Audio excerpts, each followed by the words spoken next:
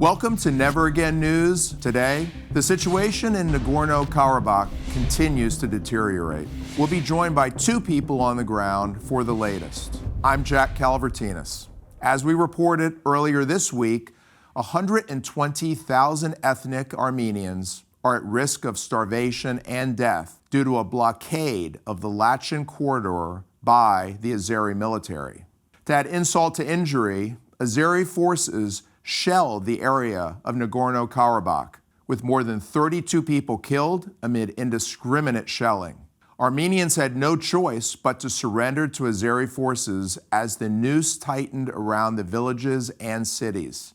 As the winter approaches, this signals the continuation of a genocide campaign by the Azeri government against this Armenian Christian population. First up, we are happy to be joined by Gavin Escajin. Gav is an American citizen working to help the Armenians on the ground. Gav, I know electricity is so scarce, so I really want to thank you very much for finding the resources to actually just be able to join us today. Thank you for having me on. Well, let me start with this. First question is, tell us, what is the latest? What is the latest on the ground?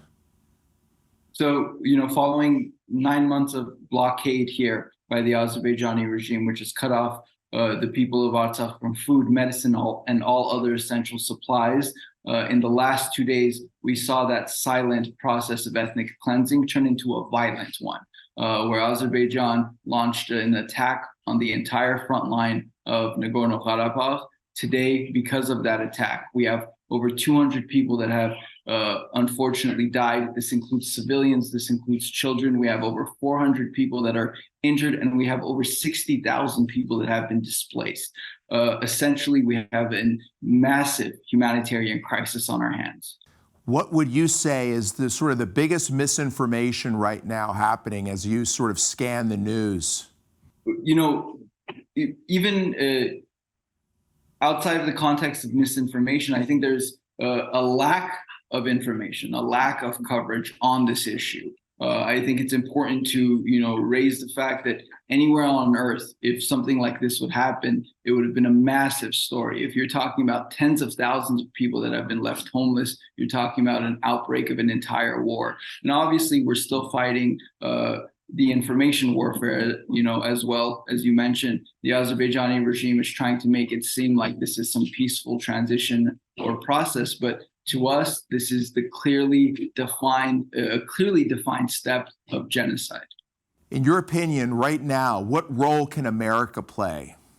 I think first and foremost, we need to address the massive humanitarian crisis on our hands. The United States, throughout the last few months, throughout this entire blockade, has given their well-wishers their thoughts and prayers and their deepest concerns, but none of that has amounted to anything. And for months, on the ground here in Artsakh, we've told people that, and when we've spoken to legislators across the aisle and said, if you guys do not act now, the situation is going to get worse. And we said it repeatedly, and all they gave us was their deep concerns. Today, the time is for action. We need sanctions on Azerbaijan. We need them to act. There will be a UN Security Council hearing today in a few hours. We need the United States to take a strong stance, and we need to ensure the peaceful movement of all the people that have been displaced here in Nagorno-Karabakh.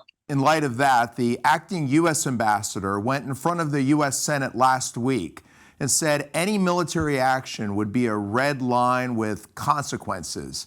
Has America failed? And what is your message right now being on the ground for President Biden?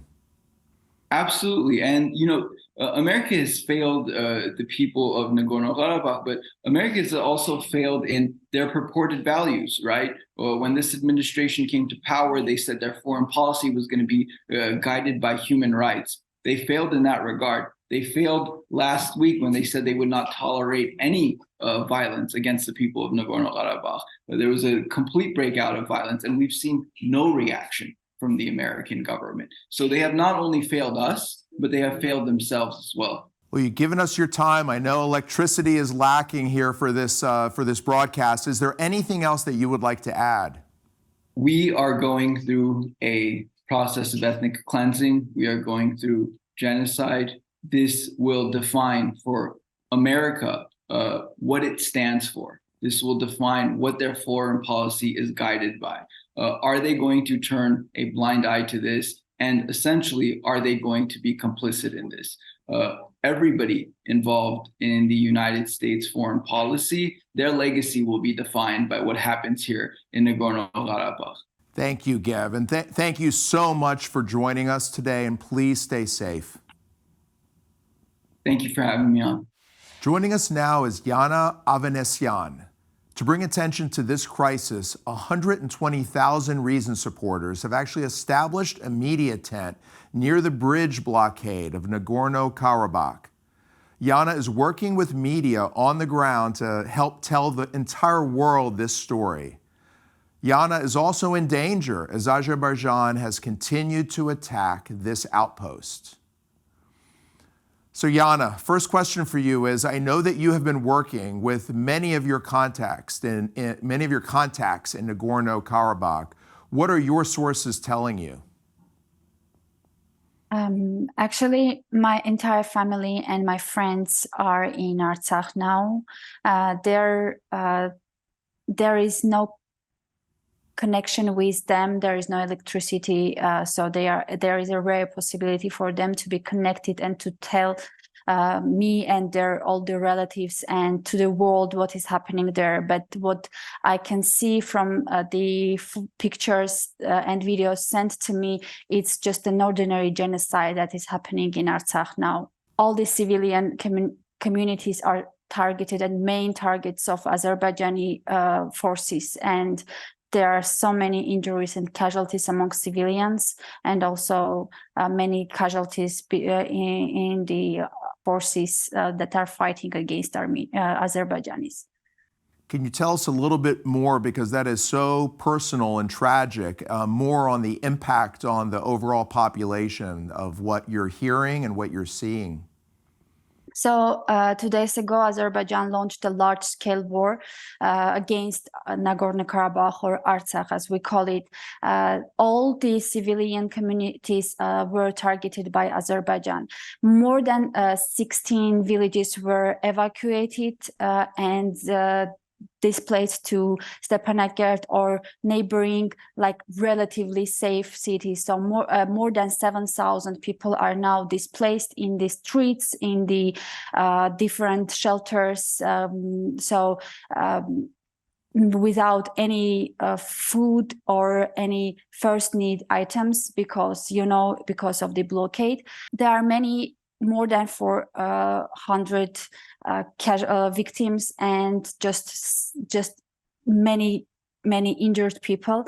The major cities of Artsakh, Askeran, Martuni, Martakert, Chartar, and Stepanakert are literally isolated from each other, because Azerbaijan, when attacked, they just blocked the main routes connecting these cities to each other. There are many wounded persons in these cities that have no possibility of medical treatment, and many people that lost their relatives, even children lost their parents. So this is the situation in Artsakh now, and even yesterday the ceasefire was established between Artsakh and Azerbaijan. However, even after minutes after the ceasefire, Azerbaijan continued to shell the civilian communities of Artsakh, and today again people were in the shelters because the fire by Azerbaijan is coming to Stepanakert and other cities of Artsakh. Thank you so much for that, and absolutely tragic. Can you tell us about where you are right now, the tent, and the goal behind establishing it? I'm in Goris, in neighboring Gornizor village. We established a media tent, like informational center for everyone interested in covering the situation in Nagorno-Karabakh. First, the media center was established to raise awareness about the Lachin corridor, the situation near Lachin corridor and Hakkari Bridge, which connects Armenia with Artsakh. But when the war began, when Azerbaijan launched a war, now we are mainly focused on covering the situation in Nagorno-Karabakh because it is the situation that, because currently the situation in Lachin corridor is directly connected with the situation in Nagorno-Karabakh. Are there members of the media there covering this story? And if so, what are they telling you? Unfortunately, there are no much media coming and telling stories about the situation in Nagorno-Karabakh. However, we have many guests. Tomorrow we have many guests, and we will go closer to the Hakkari Bridge to see the situation and maybe to cover to have some contacts with Artsakh people, to speak with international media representatives and to raise their voice in international media. Well, thank you, Yana, for all of this. This has been incredibly helpful in the level of detail that you provided our viewers today. And please stay safe, and we hope to talk to you again soon. Thank you so much. Joining us now on the set is Aram Hamparian. Aram is the Executive Director of the Armenian National Committee of America. Aram, greetings. Thanks for having me today. You were at the Senator Menendez hearing last week on this crisis, and what did you hear from people at that hearing? That hearing showcased a real-time failure of U.S. diplomacy. We had a witness from the State Department declare, very confidently, we will not tolerate Azerbaijan's aggression against Artsakh or Nagorno-Karabakh. We will not countenance any attacks upon the people of Nagorno-Karabakh. And then within hours of that testimony, that very kind of a declarative sentence, we saw Azerbaijan attack, and the U.S. government did absolutely nothing. Neither lifted a finger to stop the aggression and didn't provide any aid to the victims of those attacks. Has this been a U.S. failure, and what can be done now immediately from the U.S. standpoint? Sure, it has been an absolute and utter failure. Biden abandoned the Armenians. He armed, he aided, he abetted an oil-rich dictatorship that took on an at-risk democracy, and that was a terrible failure. We see the results of it today as tens of thousands of refugees have been driven from their homes at risk of death and destruction, homeless, without food, without resources. Now the U.S. needs to step in, on the one hand, to internationalize the issue, to say that we cannot have the Armenians of Artsakh live under a genocidal regime, and number two, to provide assistance to people who are in desperate need. In the U.S., attention will be turning to California next week. And I know one of the goals of the 120,000 Reasons Coalition, of which you are a leading member, is to really bring attention to this humanitarian crisis to the candidates that are going to be running to be the next president of the United States. So tell us what you've been working on and how people can actually get involved. Sure. So we've been reaching out to the candidates. Every candidate in the Republican field has been contacted by us, and we've encouraged them to speak out on Armenian issues, certainly the crisis in Artsakh. We'll also be on the street outside the debate itself with a protest and a press conference, educating the candidates so that they will enter office. One of them, if they enter office, will enter as a friend of the Armenians and someone who can stand up to this terrible aggression, but also for them to call out the Biden administration, to point to this as, sadly, yet another foreign policy failure. Thank you so much, Aram. Thank you. Now, we wanted to show our audience the latest TV ad produced to air during the debate to help to bring attention to this humanitarian crisis. So let's take a look. We promised, never again. But now 120,000 Christian Armenians are trapped with no access to food, fuel, and medicine. It's being called genocide, one the White House refuses to acknowledge. Never again. It's happening again. These Christian Armenians are weeks away from starvation, and we need our leaders to speak up and show the world our commitment to end genocide isn't just an empty promise. Such a powerful message and reminder that time is running out for these innocent people. Thank you, Gev, Yana, Aram, and thank you for joining us today. 120,000 Reasons is the main central location to follow this important crisis. Please follow us on our website at 120,000reasons.org and 120,000 Reasons on X, Facebook, and Instagram. Thank you for joining us, and we will see you next time on Never Again News.